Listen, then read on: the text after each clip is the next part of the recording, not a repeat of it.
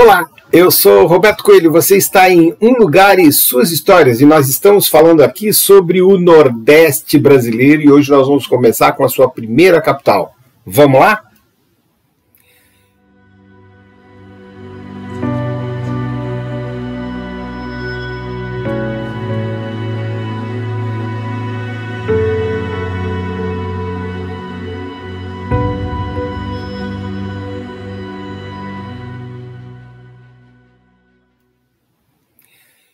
Antes de mais nada, eu queria pedir para você, compartilha, assina o canal, curte, isso é muito importante para a gente. Nós estamos aqui no YouTube e no Facebook. Facebook, um grupo, Um Lugar e Suas Histórias. E aqui no YouTube, Um Lugar e Suas Histórias. Vem para cá, vamos ampliar, vamos crescer o canal. E eu agradeço bastante a vocês por isso. Vamos lá? São Luís do Maranhão, e vamos começar pelo Maranhão, a capital Maranhão.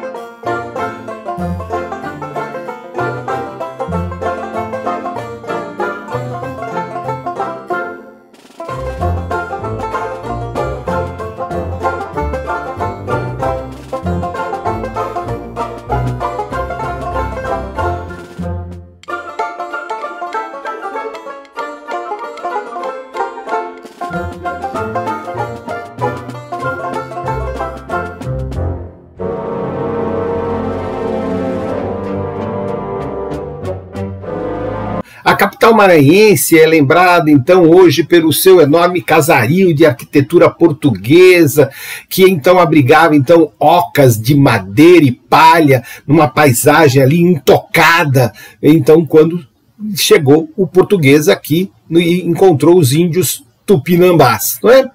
Antes mesmo da chegada dos franceses, o lugar onde então está São Luís, hoje está localizada a cidade, então, densamente habitada por povos indígenas. Atualmente, os pesquisadores, então, estão à procura de objetos arqueológicos que, então, provariam ali os sambaquis de Bacanga, localizado ali no Parque Estadual de Bacanga.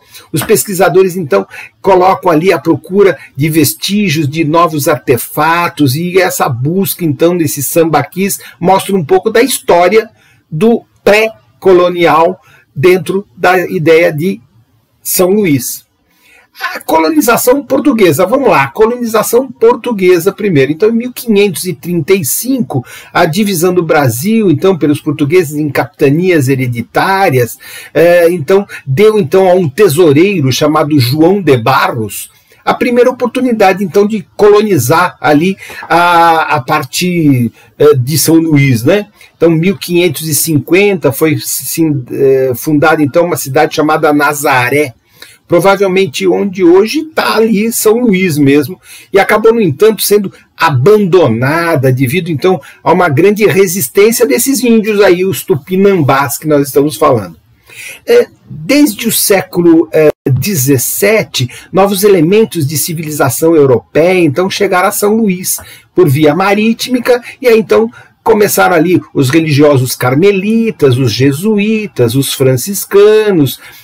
Durante o período pombalino, 1755, 1777, aconteceu então uma canalização de rede de águas e de esgoto, a construção de fontes pela cidade.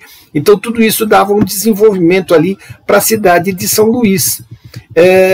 Aí veio então a ocupação francesa. Então, Daniel de Latouche, né, conhecido como o Senhor de la Bavarderie, acompanhando então de cerca de 500 homens vindo de cidades francesas, né? Chegou então à região ali em 1612 e fundou então a França Equinocial e realizou o sonho francês de instalar na região dos trópicos a ideia de uma colônia francesa.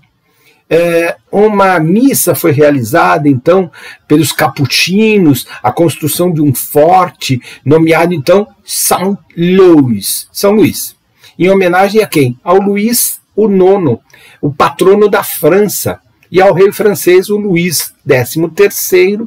Então, marcava então a data, a fundação dessa nova cidade, ali por volta de 8 de setembro daquele ano. Logo, se aliaram aos índios, que foram então companheiros numa batalha contra os portugueses, vindos ali de Pernambuco, decididos então a reconquistar o território nacional. O que acabou de acontecer, depois de alguns anos, em um evento ali em 1614, os portugueses então venceram a Batalha de Guaxentuba, na Baía de São José.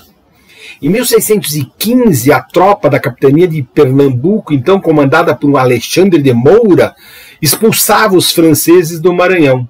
Ah, que bom, né? Então resolvido. Não, mais ou menos. Por volta de 1641, a ocupação holandesa aportou então em São Luís uma esquadra holandesa formada por 18 embarcações, com mais de 1.000 militares, sob o comando então de Jean Cornelis Linchard e pelo coronel Coin Anderson. E o principal objetivo desses holandeses seria então a expansão da indústria açucareira na região. Antes da invasão de São Luís, os holandeses já haviam então invadido partes então do Nordeste, Salvador, Natal, Recife, Olinda. Estava se formando ali um grande conglomerado holandês no Brasil. Os holandeses eles investiram contra São Luís, amedrontando os moradores e fez a cidade ficar deserta. Foi então prisioneiro o governador da cidade, um sujeito chamado Bento Maciel Parente, não sei de quem que ele era parente, brincadeira.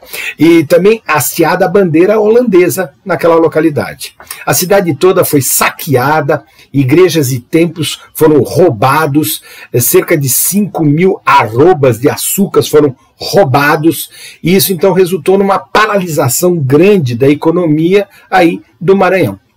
A produção de capitania, então, baseada nessa comercialização do tabaco, do cravo, do algodão, da aguardente, do açúcar, do sal, azeite, farinha de mandioca, baunilha, entre outros produtos, entraram em decadência. Então, após a expulsão, né, desses holandeses, digo mais, antes disso, a grande expansão dos holandeses no interior, na ilha então de São Luís, foram em busca do controle de outros engenhos maranhenses, os portugueses estavam insatisfeitos e iniciaram então uma revolta, um movimento de revolta, mobilização para tentar então expulsar esses holandeses dali, e que então isso vai acontecer ali em 1644, e então os holandeses desocuparam a cidade de São Luís. Olha aí, a história de São Luís tem franceses, tem índios tupinambás, tem portugueses, tem holandeses e tem finalmente uma estrutura portuguesa colonial que dá então a história dessa grande cidade chamada São Luís do Maranhão. Hoje, sexta-feira, nós falamos de uma cidade do Brasil. Nas quartas-feiras nós falamos sobre ruas da cidade de São Paulo. Hoje a cidade foi São Luís e estamos aqui visitando o Nordeste do Brasil. Até a próxima. Obrigado.